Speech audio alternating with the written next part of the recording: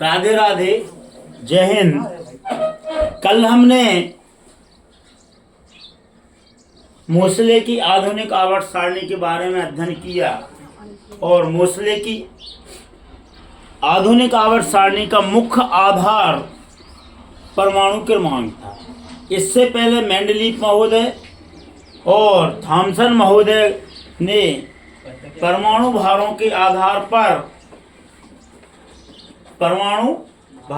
आधार पर इलेक्ट्रॉनिक विन्यास और तत्वों का वर्गीकरण किया, लेकिन मोसले महोदय ने सही वर्गीकरण पिछला न होने के कारण परमाणु भार के स्थान पर परमाणु संख्या या एटॉमिक नंबर के आधार पर जब तत्वों को बढ़ते क्रम में रखा तो यह देखा गया कि तत्वों को जब परमाणु क्रमांक के बढ़ते क्रम में रखते हैं तो उनके भौतिक और रासायनिक गुणों में क्रमिक वृद्धि होती है, डेवलपमेंट होता है और एक निश्चित सीमा के बाद उनके गुणों में पुनरावृत्ति होती है। अतः एक घुमाव या एक चक्कर या एक भ्रमर चालू होता है जिसे आवर्त कहते हैं और इसे आवर्त नियम के नाम से जाना गया। जब इनने परमाणु क्रमांक के आधार पर बढ़ते क्रम के आधार पर रखा तो पूरी मोसले की आधुनिक आवर्त सारणी 4 ब्लॉक में विभाजित हो गई। कितने? एस ब्लॉक, पी नहीं, अब बाहु के नियम के अनुसार फिर डी आएगा, डी के बाद पी आएगा और एफ को सबसे लास्ट में रखा। तो इस प्रकार देखा गया कि एस के 2, डी के 10 और पी के 6, अतः कुल 18 समूह या ग्रुप में बट गए। आवर्त पीरियोडिक टेबल बोलते हैं इसे, और 7 पीरियड में बांटा है। कितने में? 7 पीरियड में, 7 आवर्त में बांटा गया। पहले आवर्त में दूसरा आवर्त, तीसरा आवर्त, चौथा आवर्त, 5वां आवर्त, 6ठा आवर्त और ये 7वां आवर्त। पहले आवर्त में केवल एस और यहाँ ग्रुप 18वें में एस, लेकिन वास्तव में है ये क्या? पी। तो एस को हमने 2 आवर्त में बांटेंगे, 2 ग्रुप में बांटेंगे। पहले ग्रुप में 7 आवर्त होंगे। कितने होंगे? 7 आवर्त। 1 2 3 4 5 6 7। दूसरा आवर्त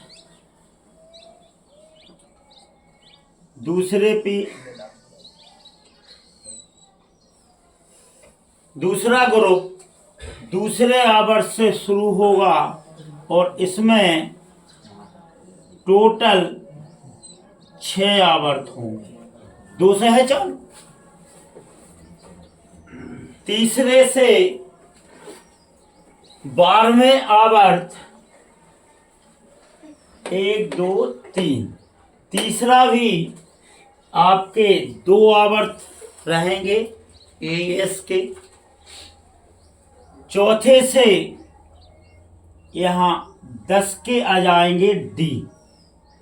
अब बाहु के नियम के अनुसार पहले इलेक्ट्रॉन उन कक्षा में और ऑर्बिटल में जाते हैं जिसमें एनर्जी लेवल कम।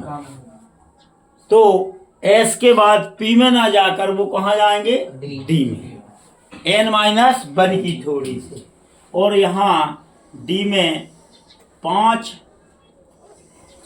आवृत्त होते हैं, इसीलिए यह अधिकतम 10 इलेक्ट्रॉन जाएंगे। तो इसे कितने भागों में बांटा गया? 10 ग्रुप में। 1 2 3 4 5 6 7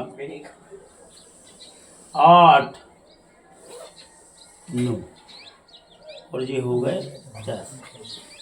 1 2 3 4 5 6 7 8 9 10। तो पहला S और दूसरा S1 S2। यहाँ D1 D2 D3 D4 D5 D6 D7 D8 D9 और D10। अब ग्रुप हो जाएंगे 1 2 3 4 5 6 7 8 9 10 11 और ये 12 ग्रुप। अब यहाँ पर 13वें ग्रुप को सेकंड आवर्त से चालू होगा। कहाँ से होगा? सेकंड आवर्त से। तो पी ब्लॉक में 3 आवर्त होते हैं पी में, तो 3 दूनी 6। तो इसे 6 पीरियड तक 5 ग्रुप में बांटेंगे। कितने में? 5 ग्रुप में। 1 2 3 4 5 और छठवां ग्रुप 7 पीरियड में बटेगा, क्योंकि यहाँ पर हीलियम रखा गया है जो वास्तव में S2 का है, लेकिन यह अक्रिय गैस होने के कारण इसे हमने 18वें ग्रुप में रखा है। तो ये होगा P1 P2 P3 P4 P5 और P6।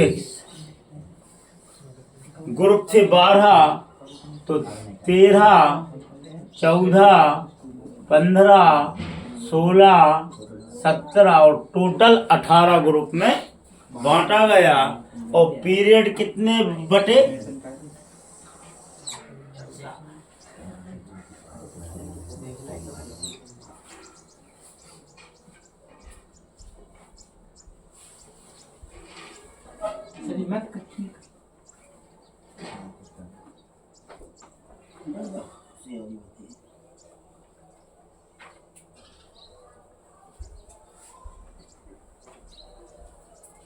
और इस प्रकार यह है 7 पीरियड आवर्त, पहला आवर्त।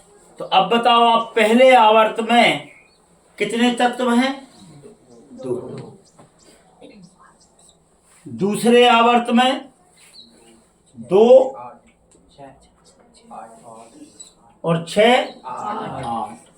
तीसरे आवर्त में 8। चौथे आवर्त में 5वें आवर्त में 18।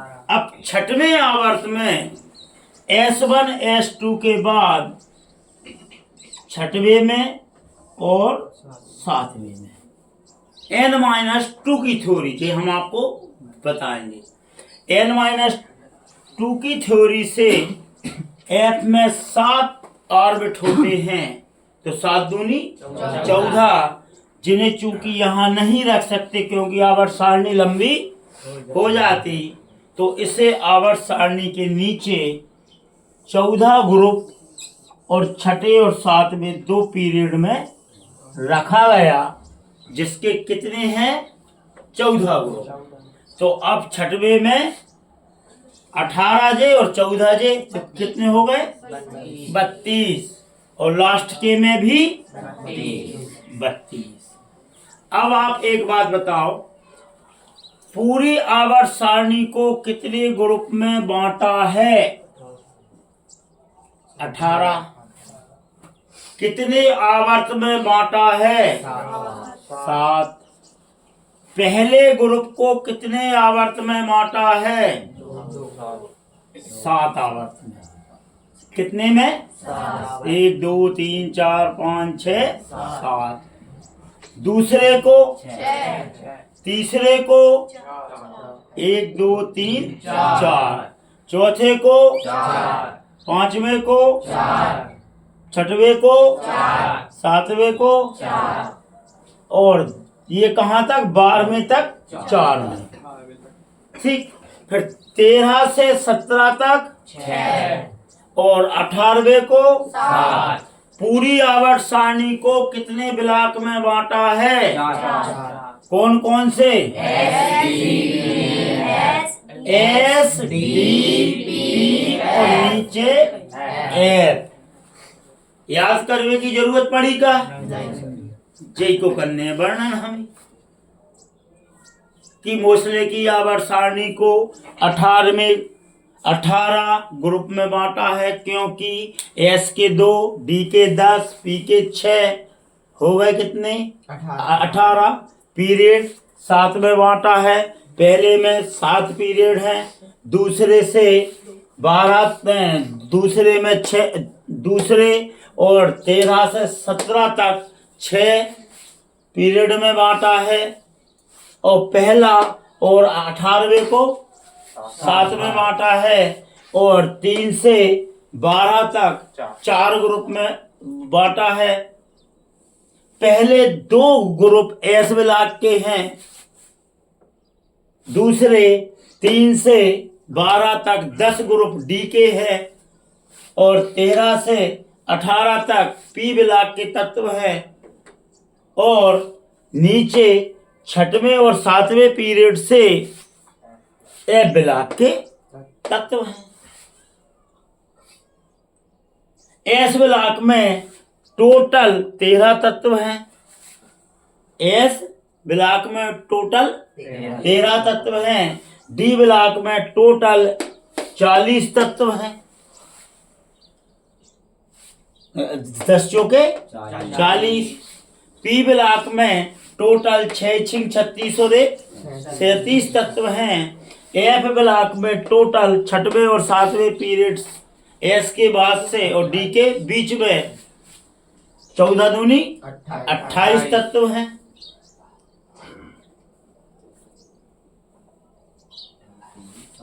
एस ब्लॉक के तत्व विद्युत धनी है, डी ब्लॉक के तत्व विद्युत धनी है, पी ब्लॉक के 13 से 17 तक विद्युत ऋणी है।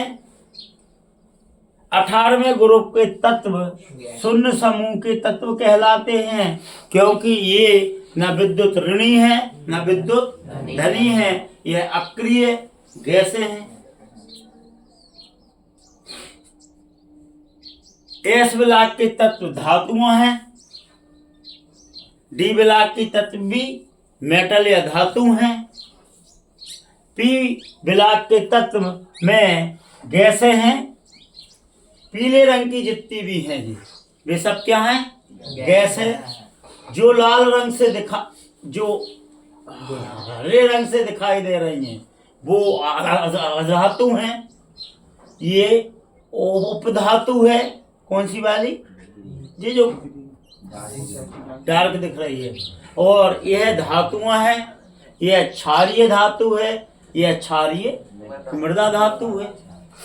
अब जा बताओ आप हमें कि मेंडलीव की आवर्त सारणी में जितने भी पॉइंट हमने बोले, क्या आप कहीं से पुस्तक में देखने पड़े? टोटल आपको याद हो गए क्या नहीं? तो टोटल आवर्त सारणी में 118 तत्व हैं, जिनमें से 112 तत्वों को ज्ञात कर लिया गया है। वर्तमान में बाकी को स्थान दे दिया गया है। एटॉमिक नंबर 1 से 2 तक पहले आवर्त में, 2 से 10 तक दूसरे आवर्त में, 11 से 18 तक तीसरे आवर्त में, 19 से 36 तक चौथे आवर्त में, और पांचवें में 37 से 54 तक, 65 से 55 से 86 तक छठवें में, और 87 से 118 तक सातवें आवर्त में कुल तत्व रखे गए हैं। अब हम एक एक विलाप को अलग अलग पढ़ेंगे, जिन्हें आवर्ती गुण या आवर्तिता कहते हैं।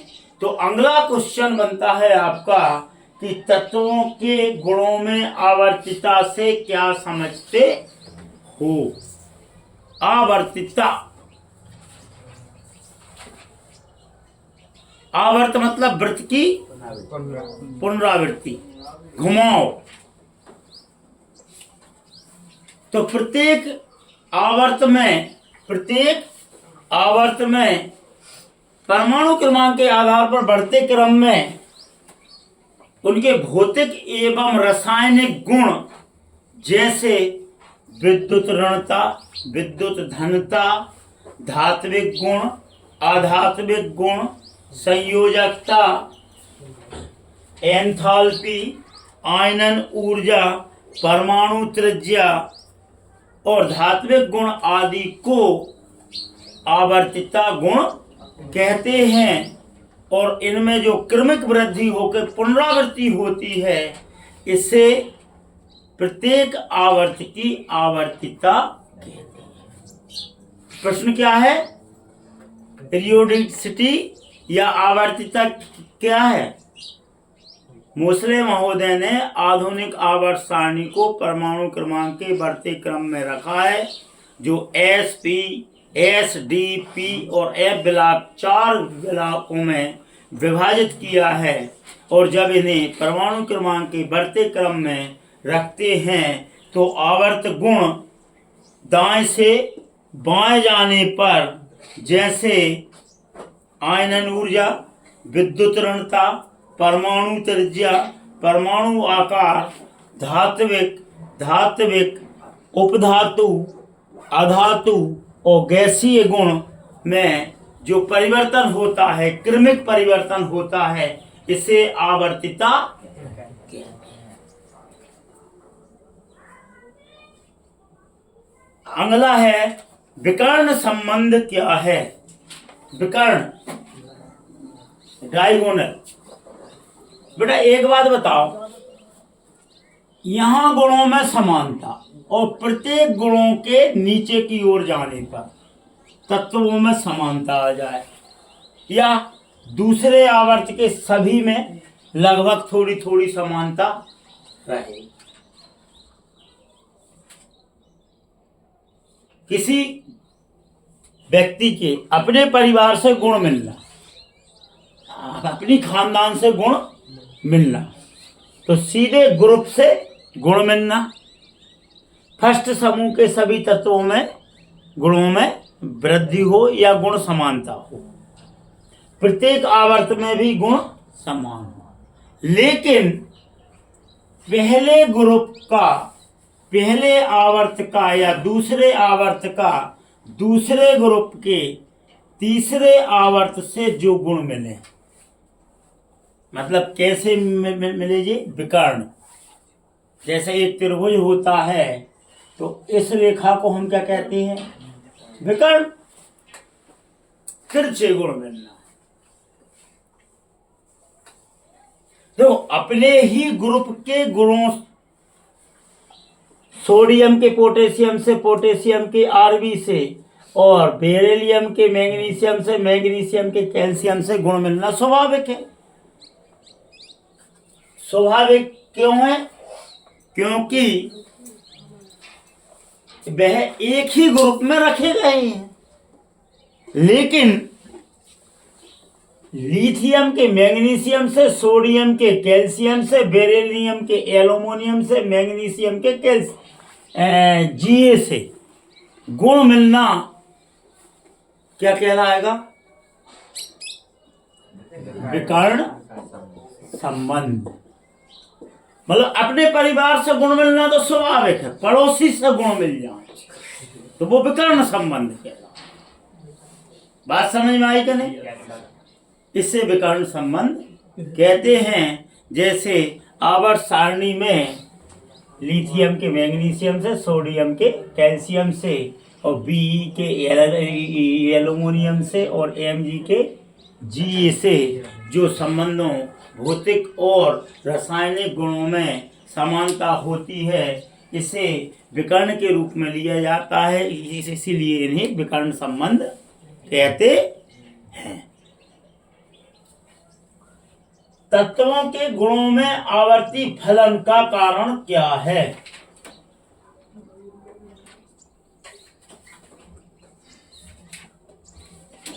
अब एक बात बताओ, हम किसी भी आवर्त में दाएं से बाएं ओर जाते हैं, कहाँ जा रहा है? दाएं से बाईं ओर, राइट से लेफ्ट की ओर जा रहा है किसी भी आवर्त में।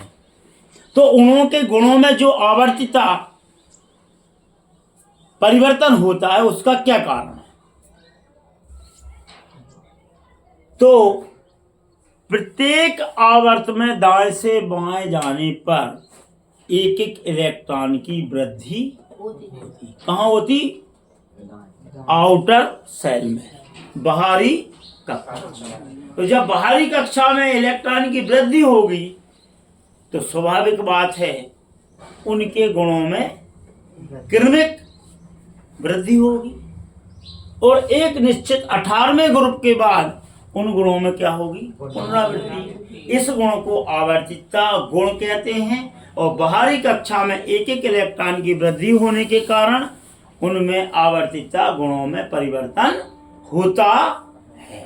तो प्रश्न क्या था कि दाएं से बाएं जाने पर आवर्तिता या पीरियोडिसिटी प्रॉपर्टीज में परिवर्तन क्यों होता है? क्योंकि दाएं से बाएं जाने पर आउटर सेल में एक एक इलेक्ट्रॉन की वृद्धि होती है। जैसे जहाँ D1 है तो जहाँ का होगा D2, D3, D4, कहाँ तक हुआ? D10 तक। जहाँ का तो P1, P2, P3, P4, P5, P6। तो ये आउटर सेल में या अंतिम कक्षा में एक एक इलेक्ट्रॉन की वृद्धि हो रही है, जिसके कारण इनकी आवर्तिता गुणों में परिवर्तन होता है। इलेक्ट्रॉनिक विन्यास के आधार पर मोसले की आधुनिक आवर्त सारणी को कितने ग्रुप में बांटा गया है? कितने ब्लॉक में बांटा गया? चार ब्लॉक। पहले ब्लॉक का नाम क्या है? कुल कितने तत्व हैं? कुल कितने तत्व हैं? 13। कुल कितने ग्रुप हैं?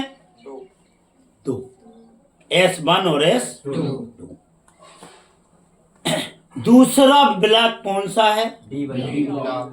कुल कितने ग्रुप हैं? 10 हैं। 10 क्यों हैं? क्योंकि उसमें 5 ऑर्बिट होते हैं। एक ऑर्बिट में अधिकतम 2 इलेक्ट्रॉन होते हैं, इसीलिए इन्हें 10 ग्रुप में बांटा है। कितने पीरियड हैं? 4। कहाँ से चालू है? 4 से 7। पी ब्लॉक को कितने ग्रुप में बांटा है? 6 में क्यों बांटा है? क्योंकि उनमें 3 ऑर्बिटल होते हैं और एक ऑर्बिट में अधिकतम 2 इलेक्ट्रॉन रहते हैं, तो 6 में बांटा है। कुल कितने पीरियड में? 13 से 17 तक 6 में। 18वें ग्रुप में चूंकि हीलियम को एस ब्लॉक का होते हुए भी अक्रिय गैस के कारण 18वें ग्रुप में रखा गया है, अतः उन्हें 7 पीरियड में बांटा गया है। तो टोटल कितने तत्व हुए पी ब्लॉक में? डी ब्लॉक में टोटल कितने तत्व हुए? एस ब्लॉक में टोटल कितने तत्व हुए? 13 एफ ब्लॉक को कौन से पीरियड से चालू है? और कुल कितने ग्रुप में बांटा है? 14 ग्रुप। कुल कितने पीरियड में बांटा है? कुल कितने तत्व हैं? 28 पूरी आवर्त सारणी तो याद हो। आज के लिए इतना ही। राधे राधे, जय हिंद।